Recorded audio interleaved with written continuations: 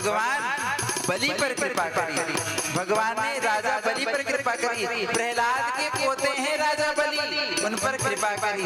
उन्होंने यज्ञ का सारे जगत को जीत लिया, त्रिलोकी को फिर जीत लिया दैत्यराज बन करके। तो पुनः स्वर्ग का राज देवताओं को प्रदान करने के लिए, भिक्षा मांगने के लिए बलि के द्वार में भगवान वामन आ गए और 3 पग पृथ्वी का याचना करी। याचना करके जैसे ही बलि ने 3 पग पृथ्वी के संकल्प को किया, गुरुदेव शुक्राचार्य जी ने रोका, कहा कि देखो ये छलिया नारायण ही आया है स्वयं तुम्हारे द्वार में। ये 3 पग छोटा सा बालक नहीं कि 3 पग में तुम्हारा 3 पग पृथ्वी लेगा, ये 3 पग में सब कुछ नाप लेगा, तुम इसके छलावे में बताओ। तो बलि ने कहा महाराज आज आपकी एक बात नहीं मानूंगा।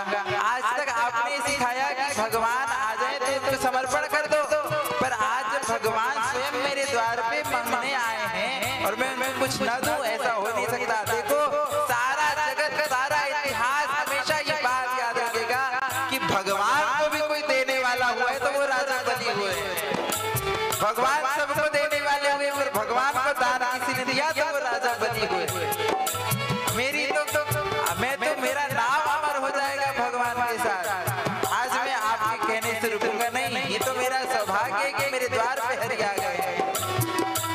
भगवान को संकल्प किया, भगवान ने 3 पग में, एक पग में रसातल के 7 लोगों को, पाताल अतल वितल सुतल रसातल पाताल सभी 7 लोगों को नाप दिया। एक पग ऊपर बढ़ा तो ऊपर के 7 लोगों को नाप दिया।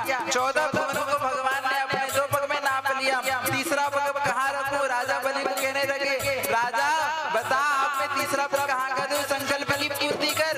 राजा बलि कहते हैं भगवान अभी तक आपने जो कुछ नापा वो मेरा था, अब आप मुझको अपना स्वीकार कर लीजिए, मुझको ही अपना लीजिए, आप मेरे सिर पर अपने पग धर दीजिए।